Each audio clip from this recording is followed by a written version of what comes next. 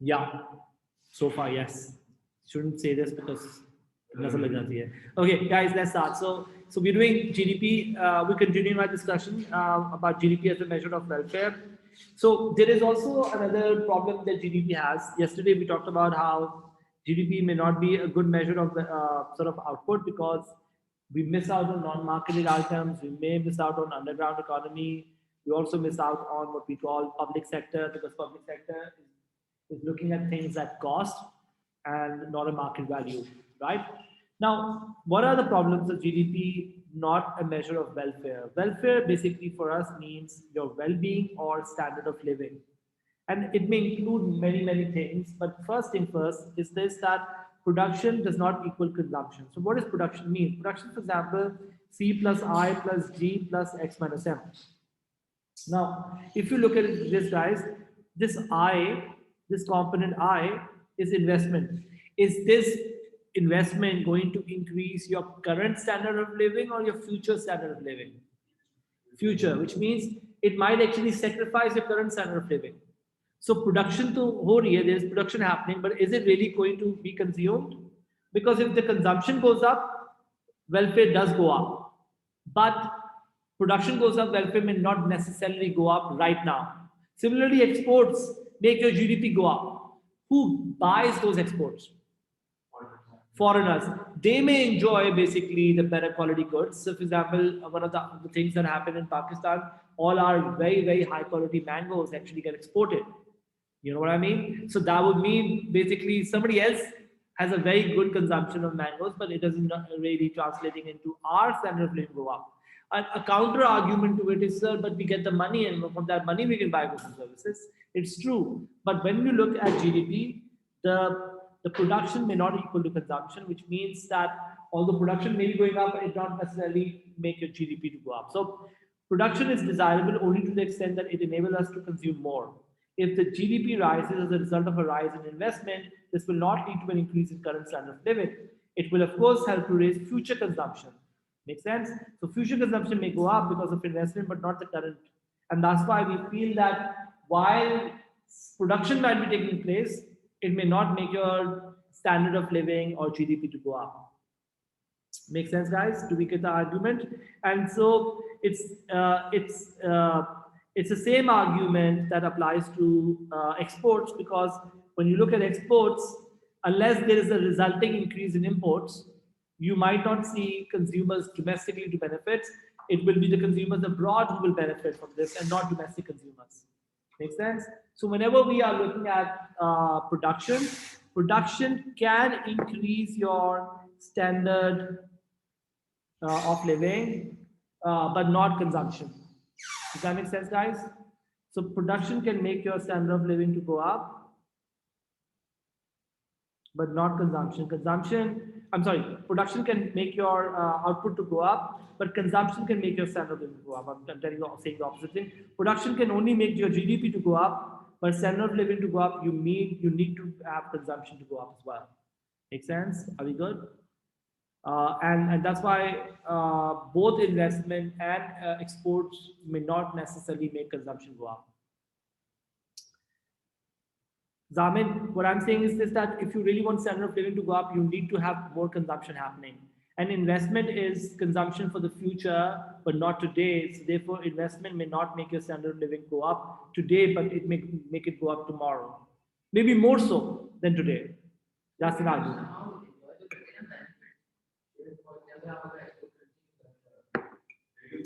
Wait, that's exactly what I said. If exports is causing and resulting in increase in imports, maybe yes. But otherwise, your really good quality goods are going abroad. Makes sense? Number one. Number two, what if you are using that money to buy imports? That's fine. But otherwise, if you're not, and let's say Pakistan gets all the lower quality mangoes to be consumed, and that may not make your standard of living go up. Exactly, exactly. So that could be a problem.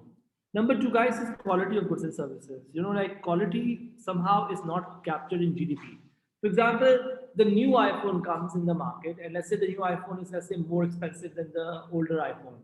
If the new iPhone is more expensive than the older iPhone, just an example, and let's say it's also of better quality, right? That would mean basically not only the price has gone up, but the quality has gone up.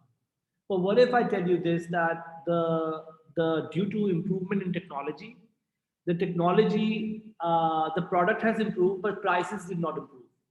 For example, if you look at cars today versus cars 50 years ago, cars 50 years ago were more expensive. And also, cars today are much better. Computers today are much better, but they're cheaper also. Like 50 years ago, computers were like as huge as the size of a room, right? And now the power of this computer or even my iPad in terms of processing is much more than computer at that time. So what has happened? The technology has improved and all that. So any improvement in quality may not be captured unless the price is also going up for that one. If the price isn't going up, the GDP will report it as GDP going down, because GDP looks at your doesn't look at your quality.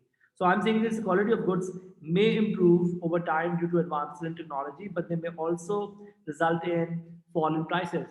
They may also fall in price. For instance, cars today are far better than 80 years ago, and yet far cheaper. The fact that they're cheaper would mean GDP is going down. Why? Because GDP looks at the value of the good, and the value of the good can be going down because not because of the good becoming worse. It's simply because the prices have gone down because the technology has improved. National income would show this fall in price by a fall in national income, wrongly implying that living standards have gone down. Make sense? Like what you're saying is just a delay in payments? Not necessarily.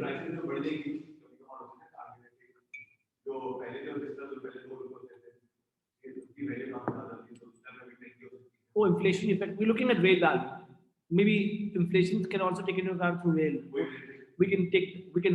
But this is more like uh, looking simply at goods and you like, oh, the prices have gone down because computers have become cheaper. If you look at it, they have become cheaper because technology has improved so much that it's not really expensive to make computers anymore.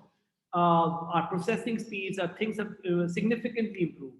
You know what I mean? So that's what we're trying to point out. Third, guys, is externalities. So, guys, what the argument therefore is that quality of goods and services will not be captured in the GDP. Anytime prices are going down, it will be reported as a fall of GDP, when in reality it could be technology improving, making things cheaper. Third one is externality. What are externality, guys? Externalities are third party costs, right? Do we take into account externalities in GDP? And the answer is no. Why? Because it's not, you don't get compensated. For example, somebody is polluting the neighborhood. Does he compensate for the fact he's polluting? And the answer is no. Which means if he doesn't give you money for the externality, it will never be part of GDP. So externalities are third party costs of benefit, which are ignored, like pollution or ozone depletion and all that. And all of the externalities can make your standard of living, if they are negative externalities, standard of living to go down. But we do not take that into account, and that's why sometimes national income may not be a good measure of our welfare. Our welfare can go down when externalities go up, but our national income may stay the same. Right? Do we get it? The Azaman and everyone, do we get this idea that externalities are not taken into account, and therefore our GDP, whenever there are more externalities, our GDP will be underreported. I'm going to show you MCQs, which actually also talks about this.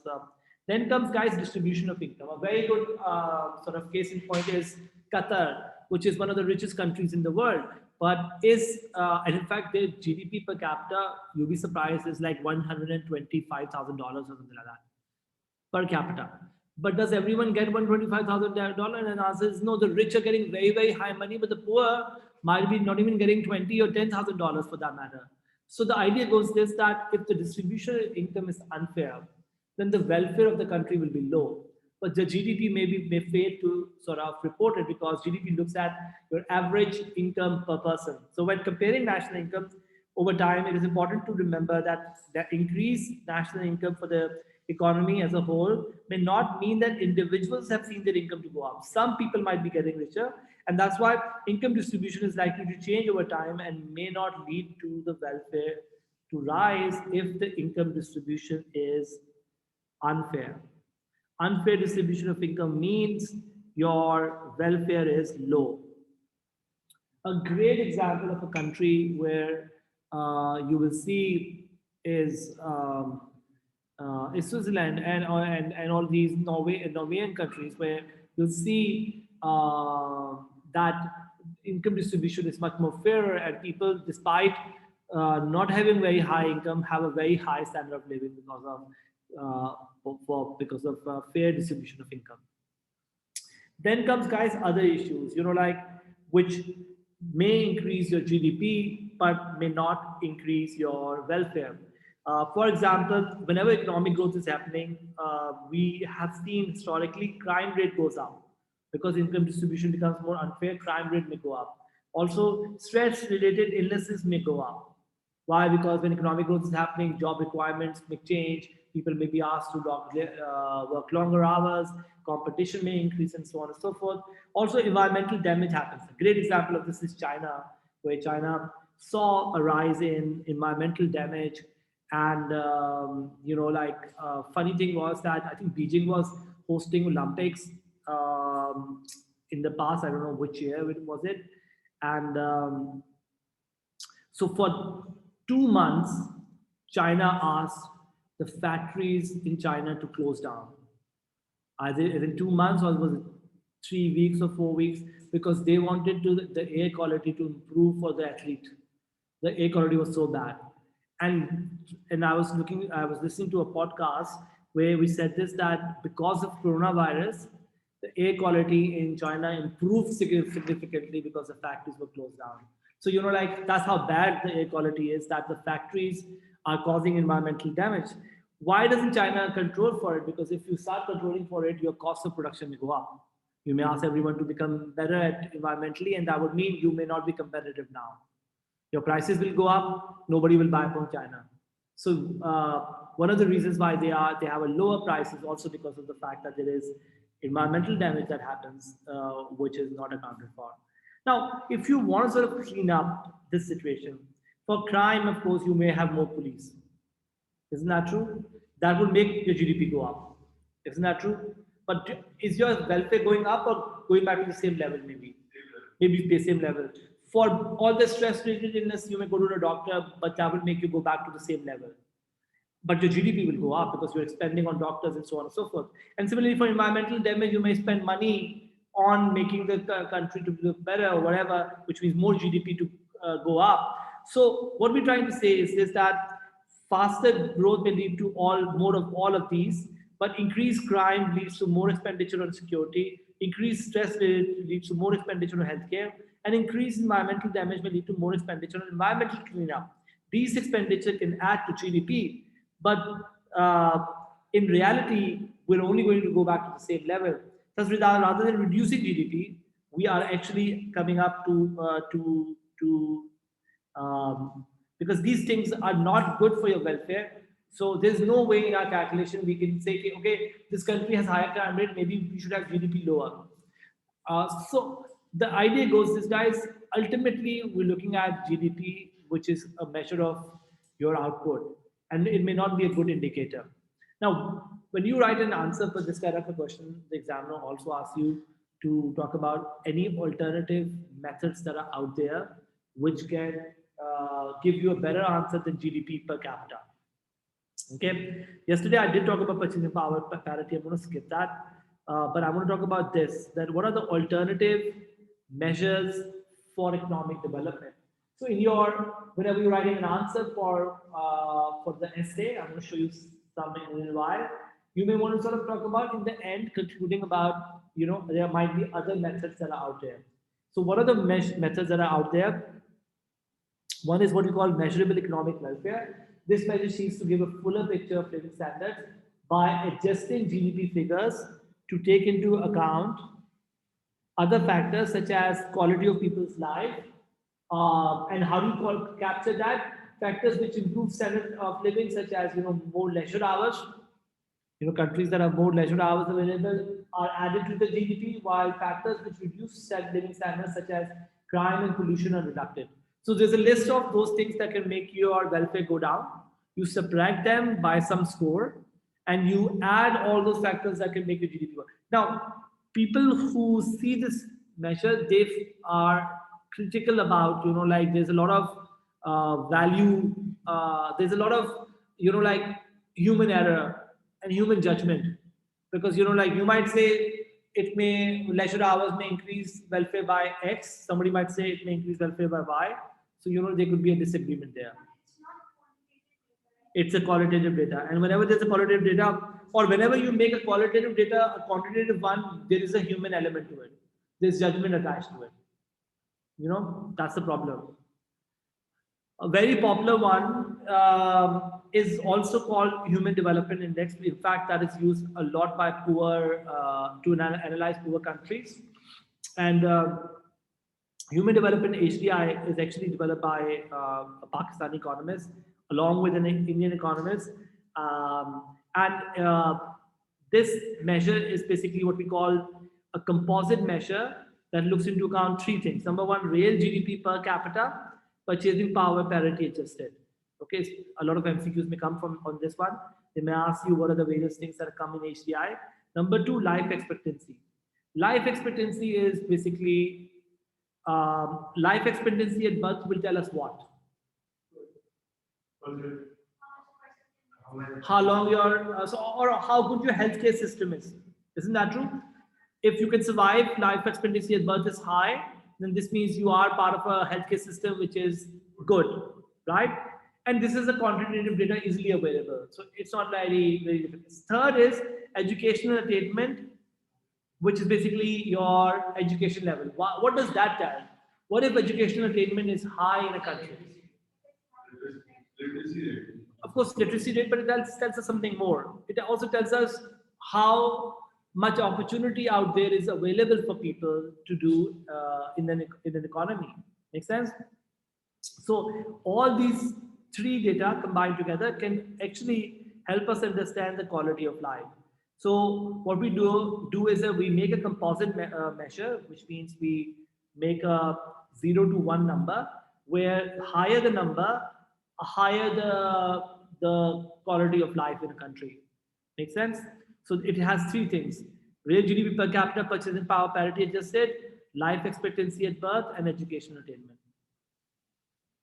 Okay, guys, why do you have an empty page? Okay, what's the conclusion, guys? While GDP does well in terms of telling us the progress and development, it may have its limitations, and as a result, we may need to use HDI or MEW alongside GDP per capita to see a better picture. And that's kind of like a conclusion to your essay question as well when you're writing one for this. Okay, are we good? Any questions? We are done with our first chapter. I'm going to do chapter 2 next week, but I want to show you a couple of questions before we move on. Okay, I just want to show you that so that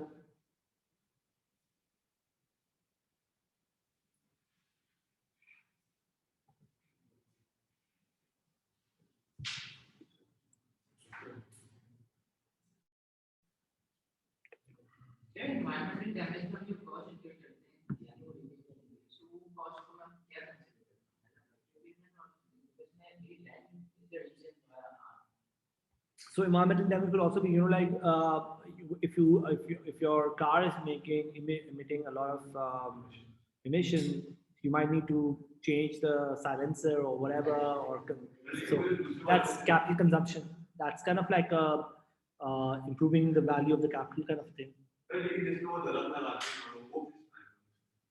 That I mean, if government, okay, what is not included in national income accounts? A gift by a parent to a daughter as a deposit, exactly, because that would be a transfer payment, right? For which no output is produced in return. Good job, right? The rest of it I don't need to read, but earnings of a part-time worker in a school dining room would be included in GDP. Interest earned on savings is income, definitely. Profits reinvested is also, but A is transfer earnings, so it won't be included. Make sense? Are we good? Okay, I'm going to skip B, but I'm going to look at this one. Which economic indicator uses the following three components to obtain a value between 0 and 1?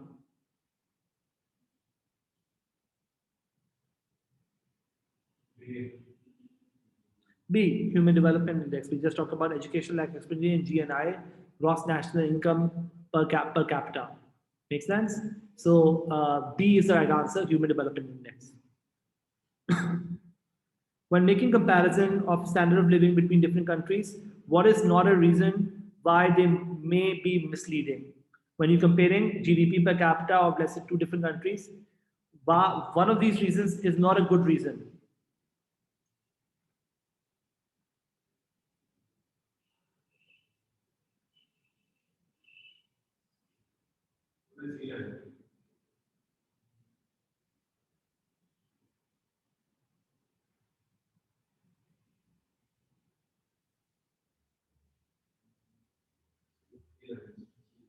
C could be, for me, the answer could be, so see, D. Why is that so? Because different countries have different amounts of unrecorded economic activity is a very genuine reason, which is what we call hidden economy. Different countries have different rates of economic growth, and that basically, I mean, B could be the answer basically. So that's not a reason why they may be mistaken, but between A, C, and D, all of this we looked at as a reason of being misleading. But having different rates of economic growth could not be a reason why standard of living could be misleading. It's true they can have different, but all A, C, and D are problems of calculation. Make sense? A, C, and D are problems of calculation, and B is not a problem of calculation. B is a fact. Got it? C क्या कहता है? Less developed countries have limited resources to calculate accurate estimates. That's true, and that's why GDP comparison can be bad. You can't compare it because it's a genuine problem. So A, C, and D are problems of calculation. Countries have different inflation rates, and one could argue this, but we can find inflation rates. But the problem is even inflation rate is done calculated through a lot of estimation, right? What is likely to make the national income of a country less reliable as an indicator of the standard of living? B, an increase in negative externalities, we just discussed this, can make it a bad calculation to begin with. Isn't that true? So B. Okay, what's the value of national income? Can somebody tell me that? Quickly calculate it out.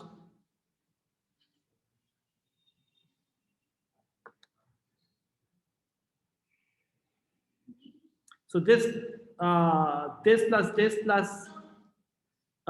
plus this. Yeah. So what is 8 plus 7 plus 3 plus 2? 3 plus 2 is 5. 8 plus 7 is 15. So we're looking at 20. Yeah. So 5 plus 15 is 20. Do you all agree? Pensions and unemployment benefits are what we call transfer payments, and we don't include that. Growth rates can be calculated using the changes in the GDP from annual GDP, right? Why is real GDP per capita considered to be better indicator than nominal GDP per capita for this calculation? Why do you have real GDP rather than nominal GDP? Because of inflation. Real GDP adjusts for price changes. Could that be the answer? Real GDP ignores the effect. Real GDP includes real GDP. Okay, A is the right answer because real GDP means controlling for inflation. Right? Easy. Okay. What identifies? Can we do this? I'm going to stop here. I want you guys to do these MCQs, and also I want you guys to do these. Look at the essay questions at the end. Okay, I'm going to send this workbook to you guys. Okay, practice these MCQs, and let's do them some more on Monday also. Okay, guys online, does that make sense? Because I'm thinking.